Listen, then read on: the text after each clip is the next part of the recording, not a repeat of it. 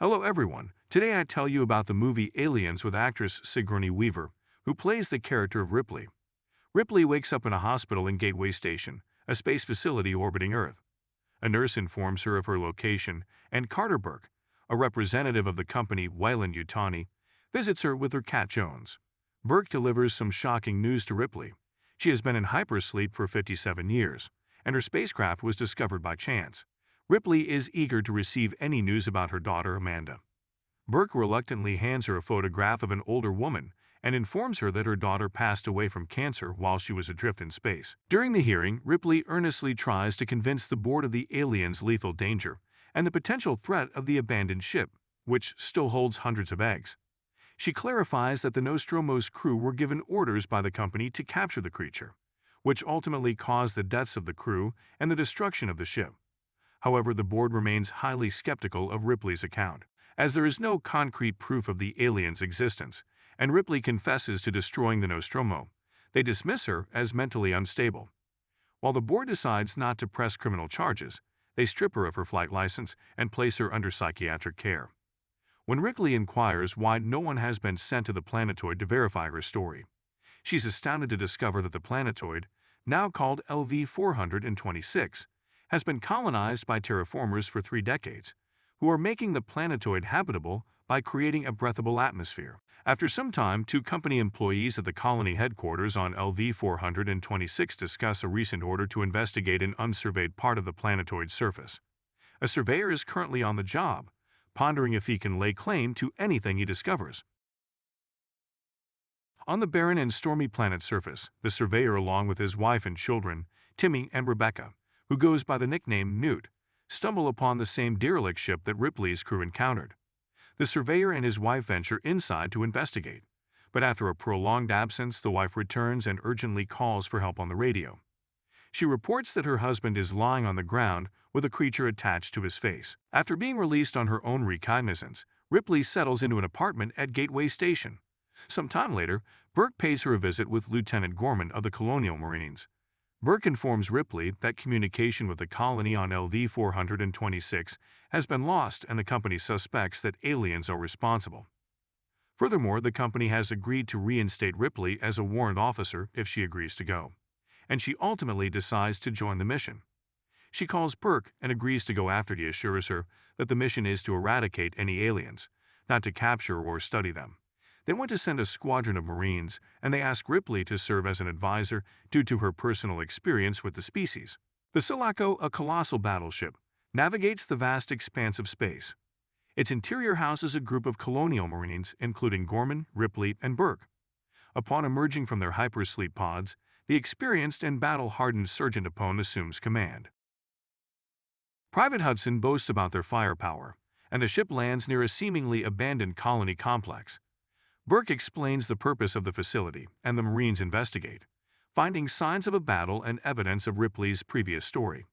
They'd also discover a surviving little girl who had managed to survive the alien attack. Upon seeing the Marines, the girl runs off under the floor grating, but with her gentle demeanor, Ripley is able to gain her trust.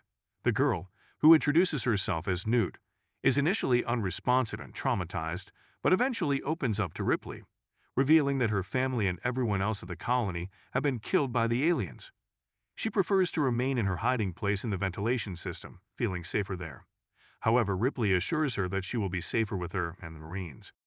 Private Hudson's expertise in tracking allows him to locate the colonists, who have all congregated beneath the primary heat exchangers in the facility. Upon reaching the atmosphere processor, Apone and the Marines disembark the APC, leaving Gorman and Burke with Newt and Ripley to oversee the sweep from afar. Upon descending into the basement, the team stumbles upon an alien hive where they discover the corpses of the colonists. They are wrapped up in cocoons, serving as hosts for the facehugger parasites. One of the colonists is still alive, but as soon as she wakes up, she starts convulsing and begs for them to end her life. Suddenly, an infant alien, also known as a chestburster, bursts out of her chest. The Marines quickly use a flamethrower to eliminate the creature, but the commotion causes the dormant warrior aliens, who were concealed inside the walls, to awaken. The Marines' initial attack is chaotic, with some firing randomly and using up their limited ammo. As a result, Lieutenant Gorman and Sergeant Apone struggle to coordinate a defense. When a pawn is attacked and incapacitated, Gorman panics and is unable to lead effectively. Ripley takes charge, driving the APC into the nest to rescue the surviving Marines, despite Gorman's objections. Ripley explains to the team that there is no way to save the Cocoon members, as they are being used as hosts for facehuggers and chestbursters. Vasquez suggests using nerve gas, but it is deemed too risky as the aliens might not be affected. Hudson becomes fearful and loses his composure, while Ripley proposes a drastic measure of nuking the entire site from orbit. However, Burke objects, concerned about the monetary value of the facility and the importance of the alien species. He refuses to allow the use of nukes, even though Ripley, Vasquez, and Hudson disagree. Ripley reminds them that it is now a military operation, and Corporal Hicks is in charge. As Ripley makes her way through the basement, she brandishes her flamethrower and lays down signal flares to mark her path as she ventures into the alien hive. Using the locator signal, she seeks out Newt, but discovers only her severed wristband. Upon destroying the creature, Ripley inadvertently alerts warrior aliens to her presence. Swiftly, she takes them down, ultimately freeing Newt from her cocoon state within the walls. However, multiple explosions stemming from the reactor's instability force Ripley, clutching Newt, into a room filled with alien eggs.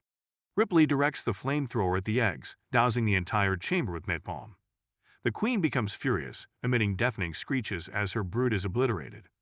Ripley then unleashes a barrage of bullets and grenades, pulverizing the eggs, several warrior aliens, and the Queen's egg sac into pieces.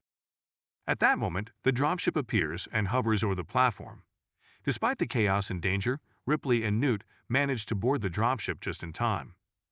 Ripley thanks Bishop for saving their lives and forgives him.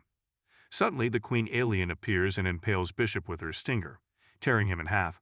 She had been hiding in the landing gear recess. The Queen advances towards Ripley and Ripley urges Newt to run.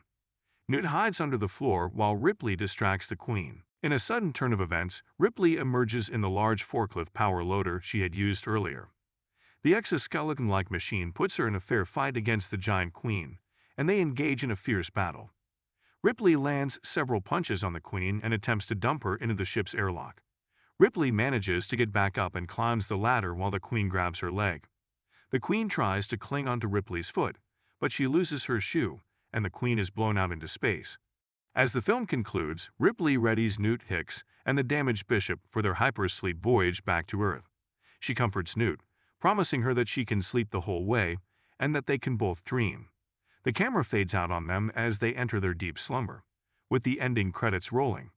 However, after the credits finish, the sounds of a howling wind and a scurrying facehugger are heard in the background.